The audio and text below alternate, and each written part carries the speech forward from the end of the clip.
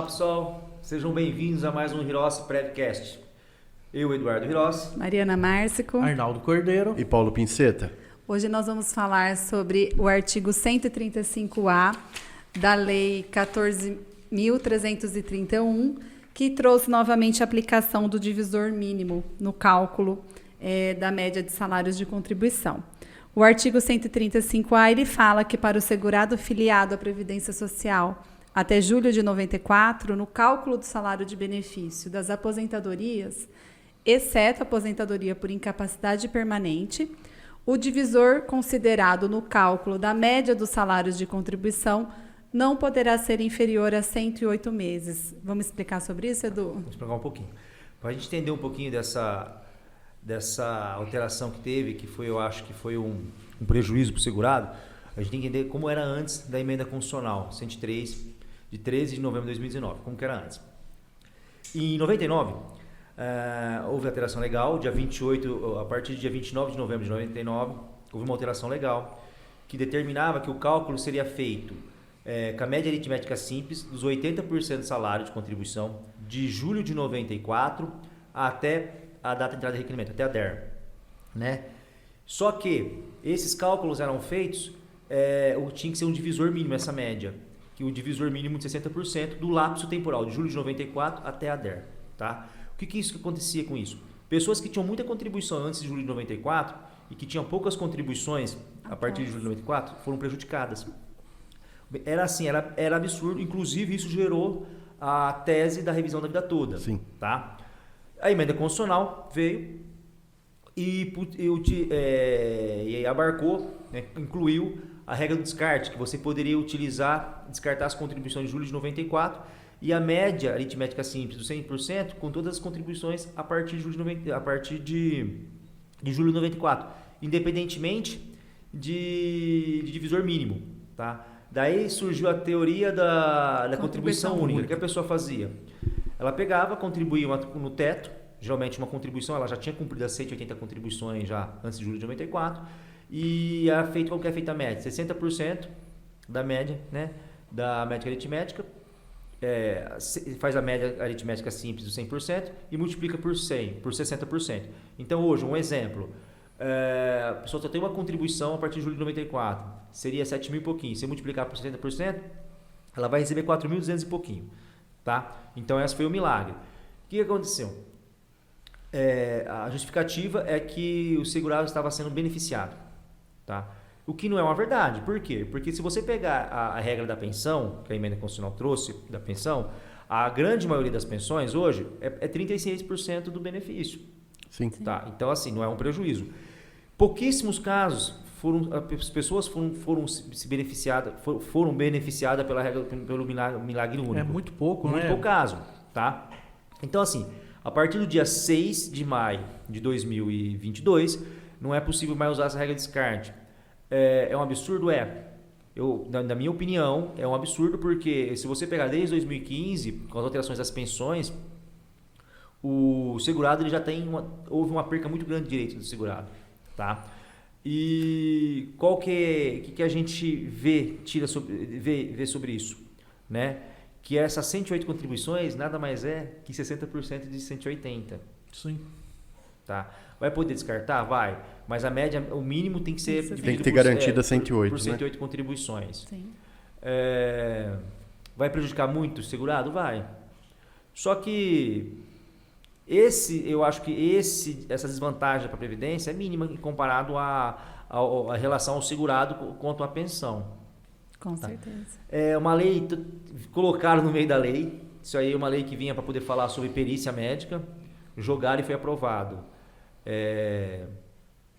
Também não sei agora o efeito, né? Uns estão dizendo que todos os benefícios, antes da emenda constitucional, já as teses, que tem alguns entendimentos do juizado que estão falando que vale para todos os... Isso. E também, Eduardo, só complementando, a lei não falou nada sobre quem está com benefício em análise, como que vai ser o tratamento dos benefícios que estão em análise, que teve a sua DER antes da data da publicação da lei, qual que vai ser o tratamento? Vai continuar ainda com a contribuição única? Não, vai adotar o artigo 135A? A lei não falou nada sobre isso, né? Vai ser uma grande discussão agora, direito né? adquirido, porque é um direito adquirido, né? Então, a lei, ela entra... A lei deveria ter alguma modulação, né? Dizendo os benefícios com pedidos anterior à lei continuará com o critério X. Ela não disse, Eu não disse acredito, nada. Arnaldo, que provavelmente será levado em Direito consideração adquirido. o direito adquirido, como foi pedido antes da lei, né, dessa alteração legislativa, vai valer o que estava... Esperamos Mariana, que seja assim, né? Eu tinha essa certeza. Mas eu fui ver... Gente, eu tô olhando assim, eu tô ficando assim, a gente não sabe mais o que a gente faz, porque Está eu difícil. também, eu tava tranquilo. Daí eu comecei a ver algumas publicações, e tipo assim, inclusive da Procuradoria Federal, né? E a gente começa a entender o seguinte, existe alguma fundamentação assim, até plausível. Agora a gente precisa ver como vai funcionar isso. Porque Sim. você lembra que tem um monte de mandado de segurança que foi acatado em relação à contribuição única. Né? Se vocês perceberem que teve pessoas que entraram com mandado de segurança em relação à revisão da contribuição única e foi Sim. acatado. E agora? Como vai ficar isso aí? Vai ser Então, um você tem que tema aguardar bem cenas do discutível próximos capítulos. no cenário jurídico aí vai ser bem discutível esse Não, tema, o viu? problema é assim, a gente, quando você atende um cliente, você trabalha com RMI, você dá Exatamente. Uma né, expectativa, uma né? expectativa para o seu cliente. E agora? E o seu planejamento previdenciário que você fez vamos falar assim, há 2 meses atrás, vai ter que refazer agora Não, também, e outra né? coisa, sair um pouquinho dessa lei. Pra você ver como que está vendo essa interpretação que a gente não consegue entender. Vamos falar de recolhimento em atraso. Não tem fundamentação legal pelo entendimento que o INSS está fazendo de recolhimento em atraso. Sim. Ó, temos um caso aqui que o recolhimento foi feito em abril de 2020, né? Recolhimento referente, indenização referente a 96 e 97. Foi solicitado o benefício do INSS. Esse período, pelo entendimento do INSS, a partir da portaria de novembro, não é considerado para benefício de regra de transição de 50%, 100%. O que eu vou falar agora para o cliente? Nossa. Eu entendo que, isso aqui é um entendimento meu, posso estar errado, mas eu entendo que a emenda constitucional que trouxe a reforma da Previdência, ela precisava ser feita naquele momento e agora está sendo costurada, né? Com várias leis que estão sendo publicadas para conseguir colocar as engrenagens nos lugares, né? Porque vai virar uma coxa de retalho, vai ser uma emenda constitucional com várias leis preenchendo as lacunas que ela trouxe, né? Que não é o caso da contribuição única. Acho que seria isso, né? Isso mesmo. Essa contribuição foi muito questionado, né? Porque assim, eu fico imaginando assim, a pessoa que faz a lei, ela tem que ter um pouco de noção, né? Porque você imagina, isso aí virou um milagre, né? Mas assim, pouquíssimos casos. Poucos casos. Normalmente, quem tinha 108 contribuições antes de 94, ou já tinha aposentado ou estava prestes a aposentar. Sim. Ó, ajudou muito quem ia se aposentar e que não tinha os 60% antes, né? Que seria salário mínimo, nesse caso ajudou bastante. Inclusive, até não só com a contribuição única, mas a pessoa, exemplo, tinha lá umas 160 contribuições antes de julho de 94, tinha umas 30 e poucas contribuições, exemplo. Sim, aí poderia dava um benefício melhor, porque é feita a média de 100%. Não era feito, exemplo, no caso anterior ia pegar lá, vamos pegar o exemplo que eu estou falando para você, 30 dividir por 178, mais ou menos. Então daria uma desvantagem para ele, né? Ele sempre receber salário mínimo. Nesse caso dá uma vantagem melhor. Mas que nem você mesmo falou e eu concordo. A contribuição única, ela privilegiou pouquíssimos segurados, porque era muito difícil ele preencher esses requisitos para você conseguir a contribuição única, né? Sim.